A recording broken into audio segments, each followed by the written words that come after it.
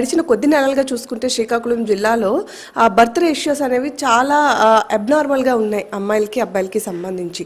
So ఈ నేపథ్యంలో భ్రూణ హత్యలు జరుగుతున్నాయేమో అనేటటువంటి ఒక వార్తలు కూడా వినబడుతున్నాయి. సో మీరేం చెప్తారు? ఈ మధ్యకాలంలో భ్రూణ హత్యలు జరిగే ఛాన్సెస్ ఉన్నాయి అంటారు?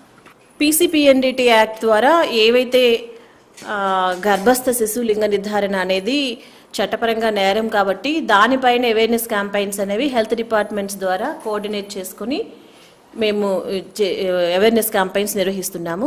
దాంతోపాటు ఫీల్డ్ లెవెల్లో అంగన్వాడీ వర్కర్స్, హెల్పర్స్, విలేజ్లో ఉండే ప్రతి మహిళకి ఒక ప్రెగ్నెన్సీ స్టేజ్కి వచ్చిన ప్రతి మహిళ ప్రతిరోజు అంగన్వాడీ వర్కర్, హెల్పర్ టచ్లో ఉంటారు.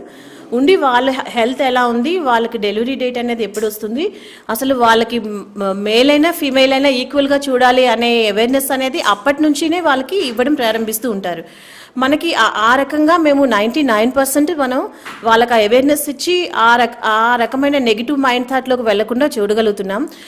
ఎక్కడైనా మనకి తెలియకుండా ఈ క్యాంపెయిన్స్కి కూడా అందని ఏరియాలో ఉన్న వాళ్ళు, ఇంకా రూరల్ బాగా ఇంటీరియర్ ఏరియాలో ఉండి మన అంగన్వాడీ సెంటర్కి కూడా టచ్లో ఉండకుండా ఉండి, అంటే వాళ్ళు ఏం చేస్తూ ఉంటారంటే ఫ్లక్చుయేటింగ్గా ఉంటారు. కొంతమంది ఒక నెల రోజులు ఒక ఊరు వెళ్ళి ఇంకొక నెల రోజులు ఇంకొక విలేజ్కి వెళ్ళిపోవడం, అలాంటప్పుడు రిజిస్ట్రేషన్స్ ఎక్కడ అవ్వకుండా వాళ్ళు ఉండడం వల్ల వాళ్ళు అంగన్వాడీ వర్కర్కి అందుబాటులో ఉండకపోవడం వల్ల దాని మీద అవగాహన అనేది తగ్గుతూ ఉంటుంది. కానీ మ్యాక్సిమం మనం 100% ప్రతి బెనిఫిషరీకి, అంటే ప్రెగ్నెంట్ ఉమెన్కి కూడా దీనిపైన అవగాహన కల్పించి బాలిక సంరక్షణకి బాధ్యత వహిస్తూ బేటీ బచావో బేటీ పడావో ద్వారా వన్ స్టాప్ సెంటర్ ద్వారా మనకి అవగాహన కార్యక్రమాలు నిర్వహిస్తున్నాము.